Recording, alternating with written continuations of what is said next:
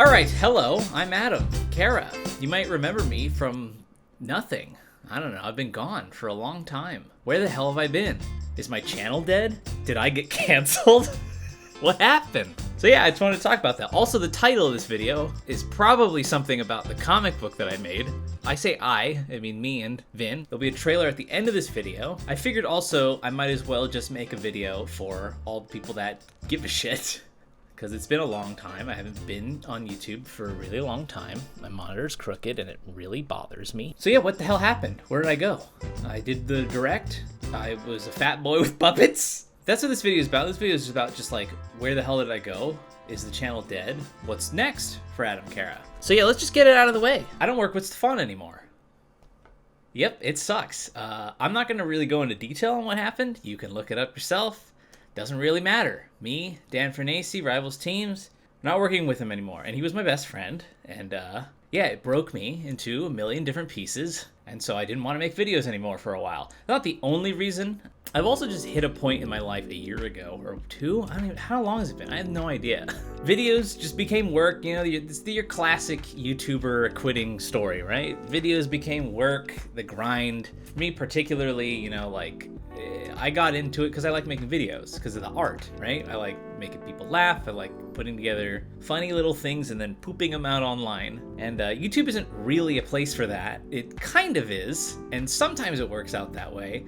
But what YouTube really is it's a content machine. It's just about dumping as much crap just out there as much as you can. And some people can flourish in that environment. And what I found is I just didn't want to do it anymore. I didn't want to constantly be putting out videos. Another part of it too was like, I've put in, you know, bazillion hours in Rivals, had a YouTube channel with Rivals for how many years, right? And I ran out of stuff to talk about. I just didn't want to talk about Rivals anymore. It's not exactly true, but like kinda. Like I love platform fighters. I still play them. I still watch. But yeah, at a certain point, I was just like, am I just gonna talk about this forever? Right? So I hate your classic existential crisis. And then on top of that, that's the thing with Stefan, was like the final nail in the coffin. And yeah, sorry about the documentary, everybody who cares. Or, oh yeah, he was gonna do that? That was like the least viewed announcement. So I really wish I could have made it. I really wish I had it in me. A lot of stuff happened in my life, and you know, I was like, I don't want to do this anymore. I can't do this. I'm gonna focus on myself, you know. And also, I turned 30. I'm old. You're 30.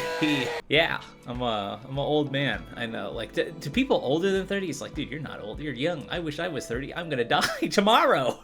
It's never too late to succeed or whatever, yada yada, all that bullshit people tell you. It's not turning 30 alone, but like, you know, I got to the point where I'm like, I need to do things that make me money because I got to pay rent and be a human, right? Like YouTube, you know, making a couple videos of Rivals every month or so, like, isn't going to do it for me. I think also like being really overworked from Lovers, which is my own fault, my own undertaking, right? Not blaming Dan or anything for that. All these different things coming together.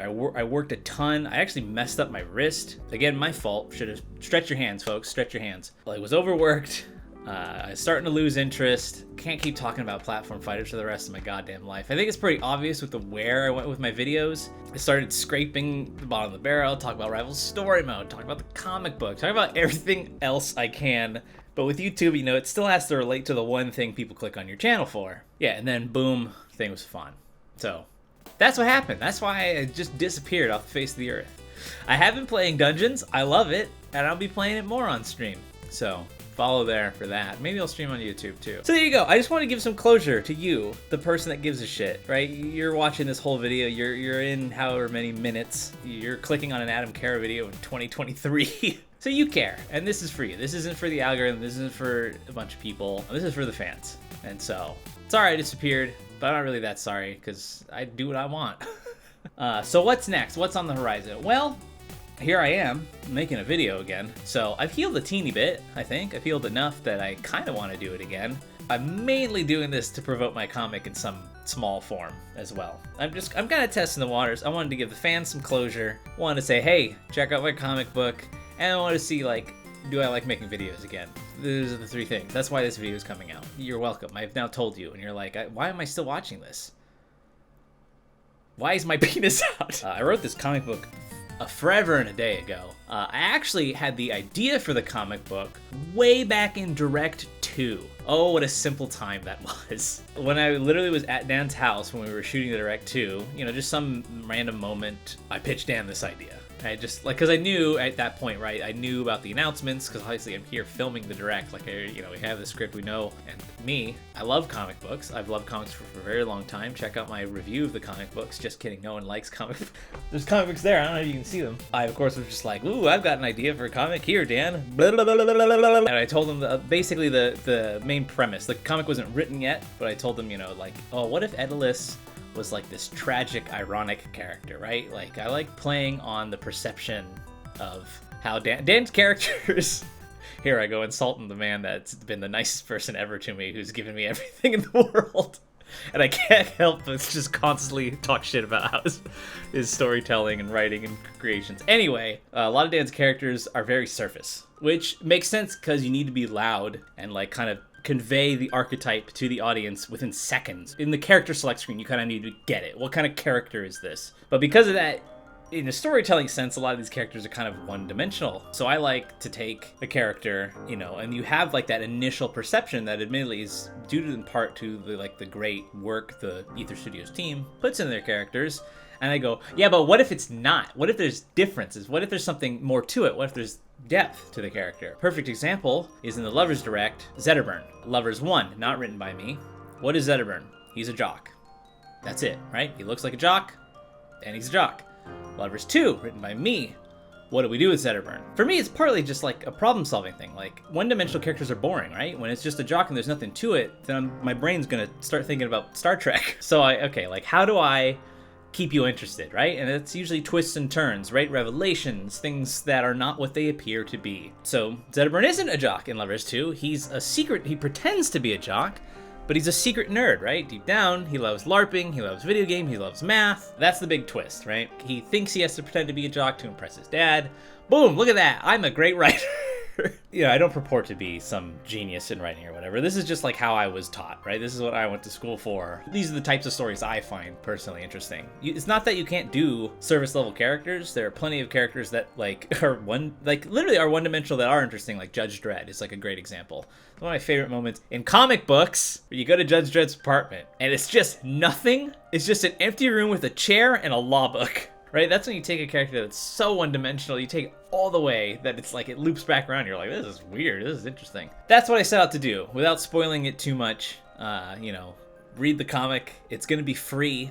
You'll be able to read it right now if you pay for it on Patreon. But Adam, why are you trying to make money? I'm not trying to make money off this. Okay, I want to just be straight. I am 100% have already and definitely will lose money on this comic book. I spent a lot of money out of pocket hiring an artist to do this, right? It wasn't free. I didn't pay him an exposure, but go follow him, by the way. I paid him, you know, money that I earned through not YouTube, through my job, through my day job, right? Patreon, so I don't have to spend my own money on it, right? Hopefully we can crowdfund it, and if you like the writing that I've done, then hey, you can get more comics. That's the goal. I don't expect to like be able to fully fund the comic, but I'm just hoping like it at least put a dent, right? So I don't have to spend too much. Because I mean, if I do have to spend the whole amount, I will. It's just gonna take more time. I'm just gonna have to save up more. So if you want it sooner, support me on Patreon. Yeah, what I want to do with the Patreon is take all that money and spend it on an artist. That's it. Not even money for myself. I don't have any desire to make money off of it. That's not true. I definitely want to make money off it. I don't have any expectations of making money off of it, and I'm happy enough just having a comic get made. So yeah, I'm kind of back, a little bit back. I'm a comic book boy now, maybe. It's good to be back. I do miss you guys. I watched some old videos recently, and I got the little nostalgia bug, and like, I just want to say thank you for everybody. It was a wild ride, you know? It's a good journey, end of an era. The era ended like a year ago, but I felt like I should just put a little end cap on it. Hope you all understand. And if not, I don't care.